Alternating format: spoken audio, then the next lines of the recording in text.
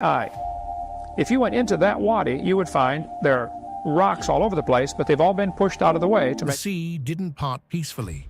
It roared, split by an invisible hand.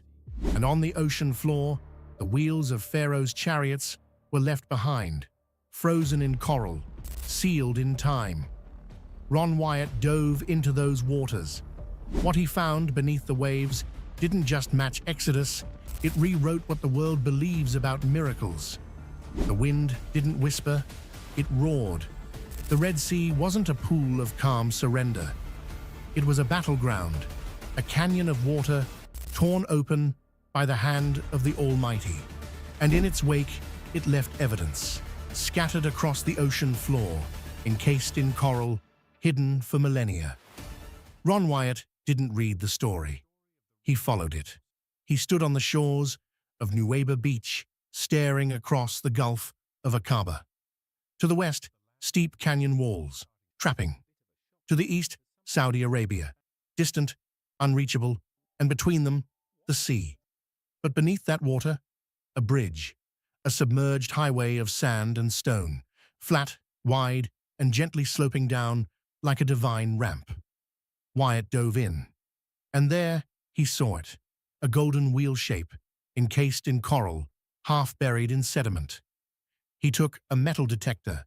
It screamed. The pattern was unmistakable, a chariot wheel. Hold on a minute. If you have not subscribed to this channel, do well to subscribe, like, comment, and share videos of this channel, and don't forget to turn on the notification bell. Pharaoh's army wasn't swallowed by myth. It was drowned by judgment, and the sea remembered. But why has the church forgotten? The geography of deliverance was deliberate. Nuweiba Beach is no ordinary shoreline. It's surrounded by the Wadi Watir, a narrow canyon that zigzags through the mountains of the Sinai Peninsula. Once inside, there's no turning back. Walls rise hundreds of feet high. The pathway leads only one direction, toward the sea. This was the divine trap. The Israelites were not cornered by mistake. God led them into an impossible place, on purpose. And I will harden Pharaoh's heart, that I may gain honor over him.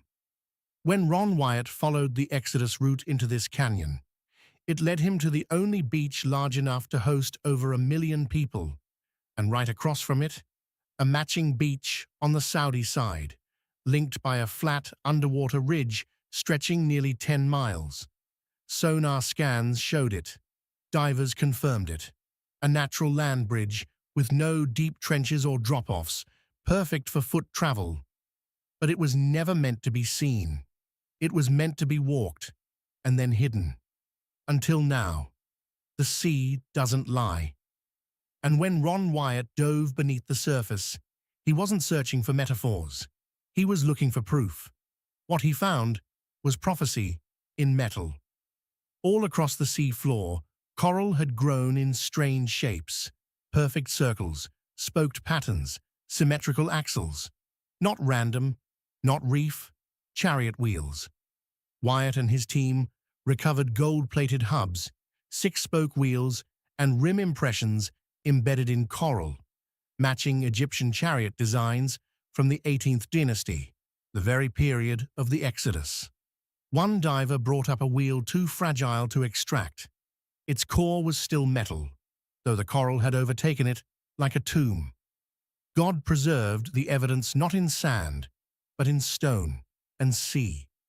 And every sonar sweep brought back the same echoes, round shapes lined up in chaos, as if an army had fallen and was frozen mid-flight. The horse and his rider hath he thrown into the sea. But if the sea tells the truth, who dares to listen? Timing matters. And the Exodus has long been dismissed as myth because scholars demand a date that fits their narrative. They search in the wrong century. They search in the wrong sea. And they ignore the evidence that refuses to move. But Wyatt's findings place the event in the 15th century BC, consistent with the reign of Thutmose III, or Amenhotep II, powerful pharaohs with massive armies. And yet both experienced strange disruptions in their records, sudden losses, silent years, tomb inscriptions left unfinished. Could it be because an army was destroyed in one night by a sea that refused to obey man? The Bible doesn't just tell stories, it timestamps miracles. But if the timing is real, then so is the warning. And history begins to look a lot like prophecy. What happened after the sea? Ron Wyatt wasn't content with wheels. He wanted to see where the Israelites stood when the water closed behind them. So he traveled to the eastern shore, modern-day Saudi Arabia. And there, hidden in the desert, he found what should not exist. An altar made of uncut stones, a marker inscribed with ancient Hebrew, and charred remnants, ashes and bones near a large rock that looked split, as if struck. And Moses built an altar and called its name, "The Lord is my banner." What was this doing on the Saudi coast? Why would the first act after deliverance be worship? Because judgment isn't just about escape, it's about reverence. And that altar still waits, silent, undisturbed, like a forgotten witness in the wilderness. Ron Wyatt's discoveries should have made headlines. Instead, they were buried under skepticism and theological politics. Why? Because if this is real, then God really did destroy Pharaoh's army. Then the sea really did part. Then the miraculous isn't symbolic, it's historical. And that terrifies the modern church. Because we've grown comfortable with metaphors. We prefer a God who speaks softly, not one who commands nature. But the Red Sea doesn't care about doctrine. It carries the memory of fire by night and water walls. And one diver's camera caught what seminaries dared not teach. The church isn't just silent, it's afraid. The Exodus wasn't just escape. It was a journey through impossible faith. The people stood trembling at the sea, pursued by death, and all they had was a promise. Stand still and see the salvation of the Lord. Then the wind came, and the sea split, and the ground beneath their feet became a highway of deliverance. This was no low tide. It was an event so violent, so cosmic, that the water held back like walls, until the last Hebrew stepped through. And when Pharaoh followed, the breath of God collapsed it all. That's not symbolism, that's salvation by force. And the chariots at the bottom still echo its power. Ancient Egypt recorded everything: kings, battles, famines, dreams. But one Pharaoh's defeat vanished. No record, no monument, no military return. Because how do you carve a loss to a God you mocked? Wyatt pointed to this gap. The Pharaoh of the Exodus disappears from history, and Egyptian historians go silent, just as the wheels beneath the Red Sea begin to speak. This silence is the loudest proof, because when God humbles a nation, he leaves no applause behind. Today, tourists visit Egypt. They sail on the Red Sea. They smile at pyramids. They take selfies near monuments built by slaves. But they never look beneath the waves, because what lies there is not for entertainment.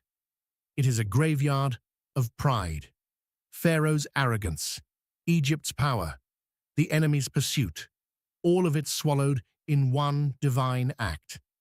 And the fact that God preserved the wheels, the axles, the coral, means he intended for someone to find them, not to prove a story, but to provoke a decision. Ron Wyatt is gone, but the path he uncovered still rests beneath the water. The coral still wraps around broken spokes. The sonar still pulses with the shapes of judgment. The wind that parted the sea once could blow again, and perhaps that's the real reason the world avoids it. Because if God split the waters to rescue his people once, then what might he do when the final exodus begins? What might the sea become when the trumpet sounds? The chariots are still there. The sea has not forgotten, and neither should we, because the next time the waters rise, they won't be parting. They'll be closing.